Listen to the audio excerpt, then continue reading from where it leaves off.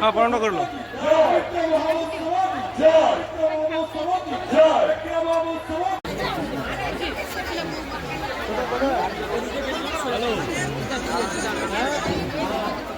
জল আনতে গেছেন তোকে পাঠিয়ে জল আনতে যা ওরা চলে যা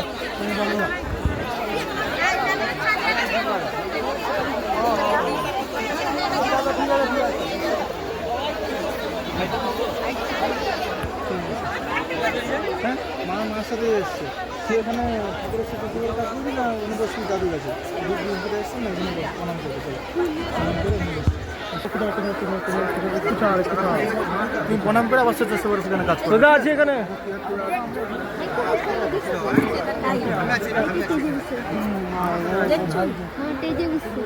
আপনি ঘুরে আসুন বলে গেছি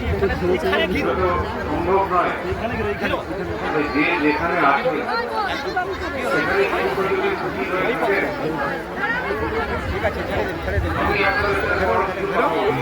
ঠিক আছে ওই পথ দিয়ে ঘুরে আসুন ওই পথ দিয়ে এখানে যেতে দিবে না এখানে জায়গা নেই দাদা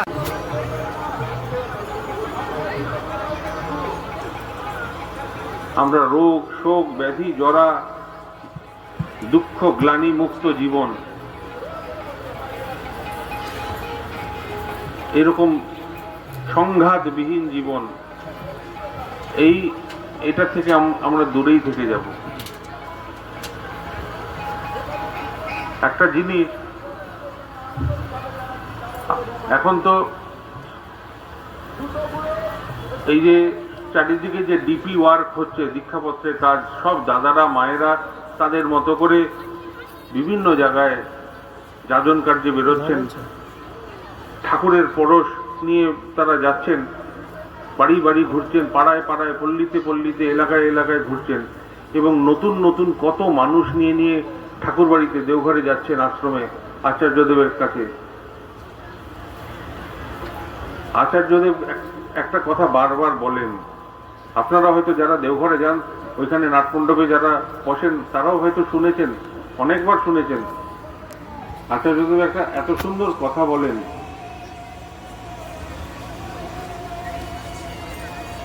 যে আমরা যে জীবনে চলি, আমরা যে জীবনে যে বেঁচে থাকি, আমরা যে জীবনে যা কিছু করি, প্রত্যেকটা জিনিসের মধ্যে, প্রত্যেকটা কাজের মধ্যে, প্রত্যেকটা চিন্তার মধ্যে ঠাকুরকে নিয়ে চলতে হয়।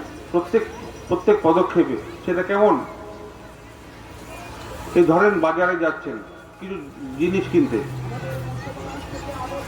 আচার্যদেব বলেন আপনি যাবেন না, আপনার হয়ে ঠাকুরকে পাঠান। তার মানে কি? তার মানে ঠাকুর বাজারে গেলে যেমন ভাবে তিনি বাজার করতেন, যেমন ভাবে তিনি মানুষের সাথে ব্যবহার করতেন, যেমন ভাবে তিনি সবকিছু করতেন, তেমন ভাবে আপনি করুন। মানুষের সাথে ব্যবহার করতে করার সময় ভাবেন যে ঠাকুর আমার জায়গায়, আমার ঠাকুর যদি হতেন তাহলে তিনি কেমন, এই জায়গায় কি কথা বলতেন, এই জায়গায় কি ভাবতেন, কি দৃষ্টিতে দেখতেন, সেই দৃষ্টিতে দেখেন, সেইভাবে কথা বলেন, সেইভাবে ব্যবহার করেন। জীবনের প্রত্যেক পদক্ষেপে ঠাকুরকে নিজের আচরণের মধ্যে মিশিয়ে নেন, তাহলে দেখবেন যে জীবন ত্রুটিমুক্ত হয়ে উঠবে, প্রেমপূর্ণ হয়ে উঠবে, ভালোবাসাময় হয়ে উঠবে, দৃষ্টি প্রেমে ভরে যাবে। তখন আর কাউকে শত্রু ভাবতে ইচ্ছে করবেন না, যে আপনার পিছনে লাগে তাকেও মনে হবে যে তাকেও প্রেম বিতরণ করি। এইভাবে মানুষ বড় হয়ে ওঠে, এইভাবে মানুষ সার্থক হয়ে ওঠে। ঠাকুর একটা কথা বলছেন, আপনারা সবাই বেশিরভাগ মানুষই হয়তো জানেন যে ঠাকুরের এই যে একটা ছোট শ্রীহস্ত লিখিত বই আছে, আমরা অত্যন্ত পবিত্র জ্ঞানে পাঠ করি সত্যানুসরণ। সত্যানুসরণের প্রথমেই আছে একটা বাণী সিস্টেম খারাপ। যে অর্থ মান যশ ইত্যাদি পাওয়ার আশায় আমাকে ঠাকুর সাজিয়ে ভক্ত হইও না, সাবধান হও ঠকবে। তোমার ঠাকুরত্ব না জাগলে কেহ তোমার কেন্দ্রও নয় ঠাকুরও নয়, ফাঁকি দিলেই পেতে হবে তা। তোমার ঠাকুরত্ব না জাগলে কেউ তোমার কেন্দ্রও নয় ঠাকুরও নয়। ঠাকুরত্ব জাগে মানে কি আমরা সবাই ঠাকুর হয়ে উঠবে তা নয়। আমাদের এই ক্ষুদ্র এই ক্ষুদ্র জীবনের মধ্যেও আমাদের নিজেদের বোধ বুদ্ধি জ্ঞান অনুযায়ী আমাদের প্রতিটি চিন্তায় বাক্যে কর্মে ঠাকুরকে সামিল করে ঠাকুর যেমন আচরণশীল আমরা তেমন আচরণশীল হয়ে উঠব। তিনি তো আমাদের আদর্শ। আদর্শ কেন? তার মতো হয়ে ওঠাটাই আমার জীবনের লক্ষ্য।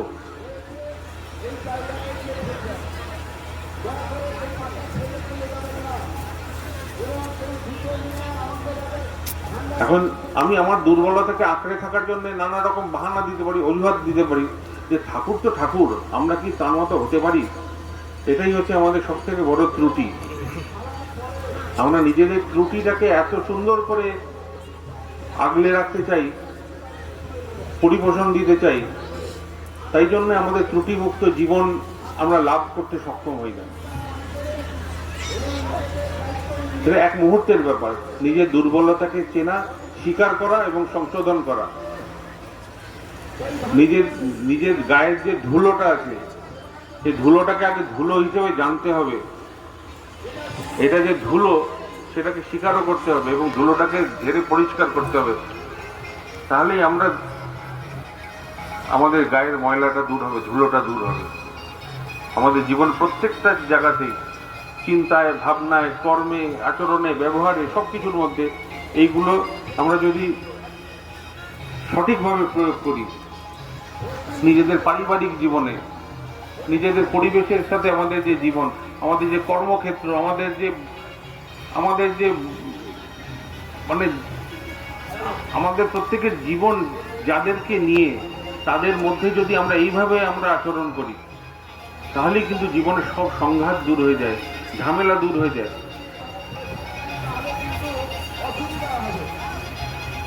এই যে যখন আমরা ঝগড়া করি তখন আমরা বাহানা দিই, এক হাতে তো তালি বাজে না, ও ঝগড়া আরম্ভ করেছে তাই আমিও ঝগড়া আরম্ভ করলাম।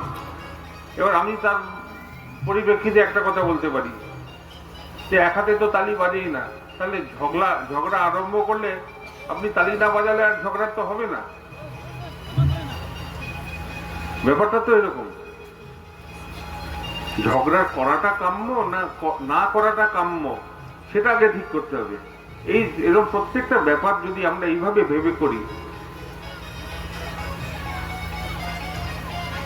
করার আগে ভাবতে হয়, করে ভেবে কোনো লাভ হয় না, পরে আফসোস করে কোনো লাভ হয় না। সব কিছু ভাবনা চিন্তা করে প্রত্যেক পদক্ষেপ। আর সবচেয়ে বড় কথা কি জানেন, আমি তো আমাকে দিয়ে দুনিয়া আরম্ভ হয়নি। যুগ যুগ ধরে হাজার হাজার বছর ধরে আমার পূর্বপুরুষদের ধারাকে বহন করে আমি এসছি, আমরা সবাই তাই এসছি এবং আমাদের পরবর্তীর মধ্যেও সেই ধারা প্রবাহিত থাকবে। এই ধারা যাতে অবাধে প্রবাহিত হতে পারে, আমার পরবর্তী প্রজন্ম, আমাদের পরবর্তী প্রজন্ম যারা, তারা আমার থেকে কি পাবে, কি নিয়ে তারা দুনিয়ায় বাঁচবে, কি নিয়ে চলবে।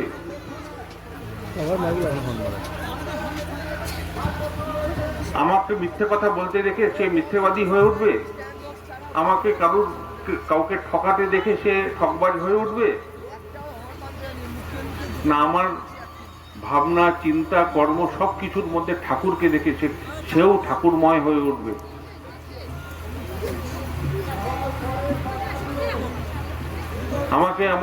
আমাকে তার মায়ের সাথে ঝগড়া করতে দেখে সেও সেভাবে মানে তার মাথাটা এরকম ক্ষুব্ধ হয়ে উঠবে, সবার সাথে যে ঝগড়াটা করাই শিখবে, নাকি আমার এবং তার মায়ের মধ্যে যে মধুর এবং প্রেমের সম্পর্ক সেটা দেখে সে ওই প্রেমটা কি জিনিস সেটা গ্রহণ করে দুনিয়াকে প্রেম বিতরণ করবে। যেমন আমি করব আমার সন্তান সন্ততি তেমনই হয়ে উঠবে, যেমন আমাকে দেখবে। আমাদের পারিবারিক জীবনটা অত্যন্ত গুরুত্বপূর্ণ জীবন। এই যে পরিবারে বন্ধন, হয়তো দেখা যায় দুই ভাইয়ের মধ্যে হয়তো মন কষাকষি আছে, এবার আমি আমার ছেলেকে বলাই তোর কাকার কাছে যাবি না, তোর কাকির ওখানে খাবি না, তারাও হয়তো বলে এই জ্যাঠার কাছে যাবি না। এইসব জিনিস থেকে ছেলেকে দূরে রাখেন, বাচ্চাদের দূরে রাখেন। এইগুলো হচ্ছে আপনারাই বাচ্চাদের মাথার মধ্যে সংঘাত, ক্ষোভ, এইসবের বীজ বপন আমরাই করি। আমাদের আচরণ থেকেই তারা শেখে। এইগুলো হচ্ছে সব থেকে গুরুত্বপূর্ণ জিনিস।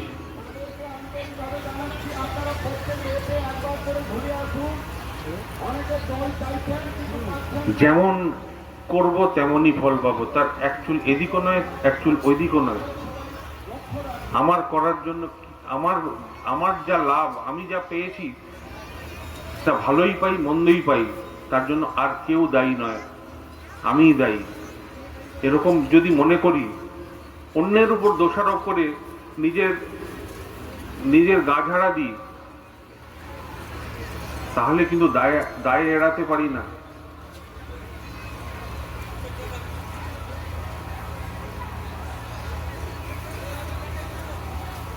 করবে যেমন হবেও তেমন, ফলও পাবে তেমন তর, ঠাকুর বলছেন।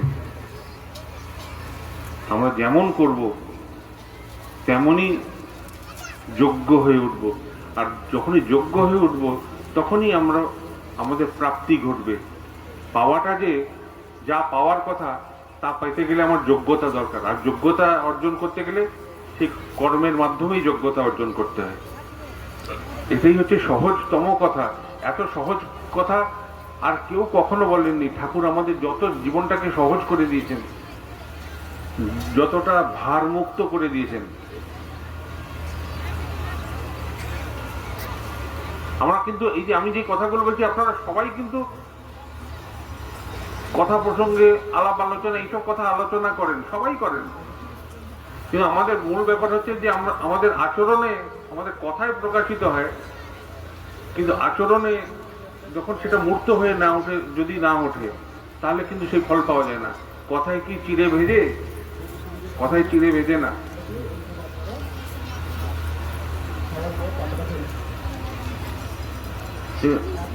ওই আচরণটাই হচ্ছে আমার, কর্মটাই হচ্ছে সব থেকে জরুরি জিনিস আমার জীবনে। যেমন কর্ম তেমন ফল, যেমন কথা তেমন ফল কিন্তু বলা হয় না, যেমন চিন্তা তেমন ফল তাও বলা হয় না, যেমন কর্ম তেমন ফল তাই বলা হয়। আমার আচরণটাই হচ্ছে আসল ব্যাপার।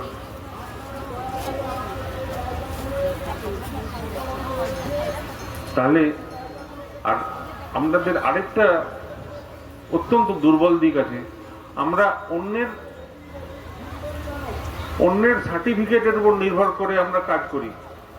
আমি এত করলাম, কেউ তো প্রশংসা করলো না, হ্যাঁ আমি করবোই না।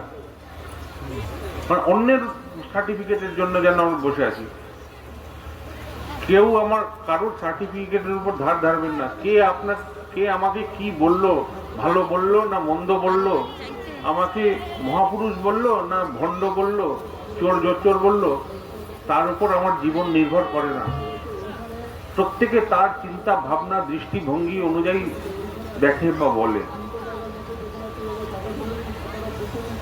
আমার কাজের সব থেকে আমি কেন কোন কাজটা করছি তার জন্য সম্পূর্ণ আমি দায়ী। আমি জানি আমি কেন করছি, আর কারোর জানার দরকার নেই। আমার এই যে অন্তরে যে আমার ঠাকুর আছেন, তিনি জানেন যে আমি কোন কাজটা কেন করছি, আমি এটা ভালো করছি না মন্দ করছি, করলে কি লাভ হবে সেটা আমার ঠাকুর জানেন, যিনি আমার অন্তঃকরণে আছেন, হৃদয়ের অন্তঃস্থলে আছেন। আর আর কারোর জানার দরকার নেই। আমি কাউকে জানানোর জন্য তো কাজ করছি না, আমি বাহবা পাওয়ার জন্য কাজ করছি না। আমি করছি আমার আনন্দে, যা করি আমি আমার আনন্দে করি, আমার নিজের বোধ বুদ্ধি জ্ঞান চিন্তা অনুযায়ী যা আমি উচিত মনে করি, ভালো মনে করি, যাতে মনে করি যে আমার নিজের মঙ্গল হবে এবং তার সাথে আমার পারিপার্শ্বিক প্রত্যেকের মঙ্গল হবে, আমি তেমন কাজ করি। আমি কারোর ক্ষতি করি না। তার জন্য কিন্তু কারোর সার্টিফিকেটের দরকার হয় না, কারোর প্রশংসার দরকার হয় না, বা কারোর নিন্দার দরকার হয় না।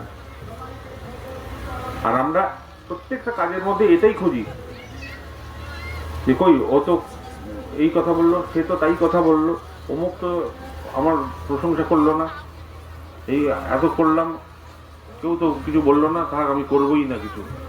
তাহলে যদি আমি না করি তাহলে ক্ষতিটা কার হবে? আমারই হবে। যা আমার কর্তব্য বলে স্বীকার করেছি তা যদি আমি না করি, ক্ষতিটা আমারই হয়, আর কারোর হয় না।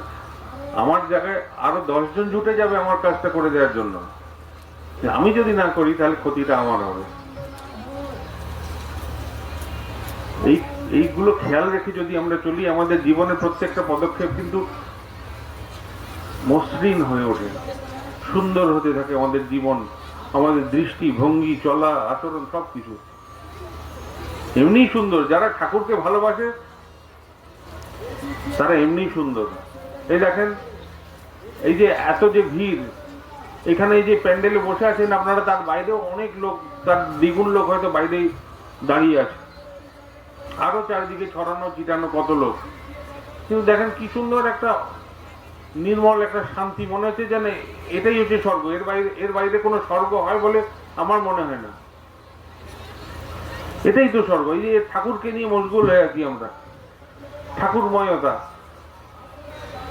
মনে হচ্ছে আমাদের আমার তো মনে হচ্ছে, আপনাদের কি মনে হচ্ছে? আমার তো মনে হচ্ছে আমার জীবন কানায় কানায় পূর্ণ, আর আমার কিছু চাওয়ারও নেই পাওয়ারও নেই। এটাকেই বলে পূর্ণতা। সেটা কেবল ঠাকুরই সেটা করতে পারেন আমাদের জীবনে।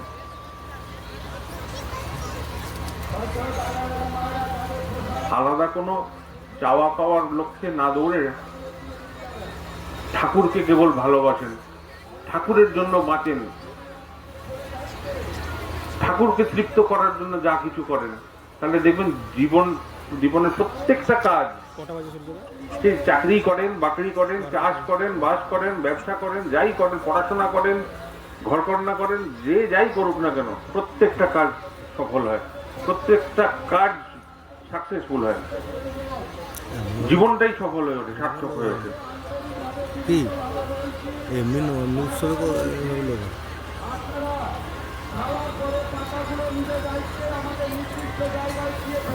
অনেক বকবক করলাম, আর করতে পারছি না। এবার এই যে স্টেজে যাদের প্রোগ্রাম করার কথা তারা আমাকে ছেড়ে আসবে। এবার আপনারা একটু অনুষ্ঠান শোনেন। আরেকটা কথা, হয়তো সবাই এগিয়ে এসে লাইন দিয়ে প্রণাম করতে চায়। দেখেন, বাস্তব কথা হলো, এই যে এত যে ভিড়, সবাই যদি এসে প্রণাম করতে চায় কাছ থেকে, তাহলে কত সময় লাগতে পারে, আর কত ধাক্কা ধাক্কি গুতোগুতি হতে পারে। যে যেখানে রয়েছেন যদি প্রণাম করতে ইচ্ছে করে, যে যেখানে রয়েছেন সেখানে বসে দাঁড়িয়ে দূর থেকে হাত জোড় করে প্রণাম করেন। আমি আপনাদের প্রত্যেকের প্রণাম ঠাকুরের চরণে নিবেদন করলাম। জয় গুরু। আর যদি কারোর প্রণামী দিতে ইচ্ছে করে, সারাদিন তো এইসব প্রণামীর বাক্স সব জায়গায় রাখাই থাকবে, ঠাকুরের ওখানেও রাখা থাকবে, হয়তো এটাও এখানে রাখা থাকবে। যে যখন পারবেন এসে প্রণামী ঢুকিয়ে দিয়ে যাবেন কোনো একটা বাক্সতে, তাহলেই হবে।